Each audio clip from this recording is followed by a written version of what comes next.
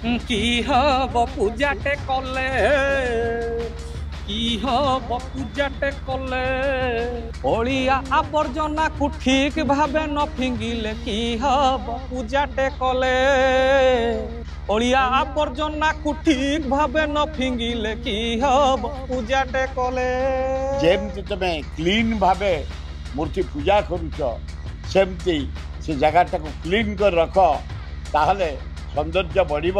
କେତେ ଲୋକ ଭାବୁଛନ୍ତି ନାଇଁ ସେଟା ବିମ୍ ତାର ଉଠେଇବା ସେଥିରେ ଆମର କିଛି ନାହିଁ, କିନ୍ତୁ ନା ନିଜ ଅଳିଆ ନିଜ ଉଠେଇବା ବହୁତ ଜରୁରୀ ଅଛି।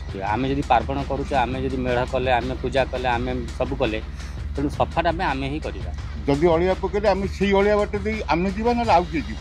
ଉତ୍ସବ ପରେ ରାସ୍ତାଘାଟକୁ ମହିଳା କଲୋନୀ ଜମା, ପରିବେଶ ଯଦି ପ୍ରଦୂଷିତ ହୁଏ ମା କରିବେନି କ୍ଷମା। ଆଇସ୍କ୍ରିମ୍ ଖାଇବା, ଡଷ୍ଟବିନ୍ରେ ଜରି ପକାଇବା। ଦୋକାନୀଟିଏ ଯେ ବିକୁଛି ସେ ବି ରେସ୍ପନ୍ସିବୁଲ୍, ଆମେ ବି ରେସ୍ପନ୍ସିବୁଲ୍। ଯେତେବେଳେ ମା ଦୁର୍ଗା ସେଠି ପୂଜା ପାଉଥିଲେ, ଯେଉଁ ମାଟି ଥିଲା ଆମ ପାଇଁ ଚନ୍ଦନ, ବର୍ତ୍ତମାନ ସେ ଅସନା ସହିତ କରିଛି ବନ୍ଧନ। ଜନତା ଜିନ୍ଦାବାଦ। ରବିବାର ରାତି 10:30 ରେ।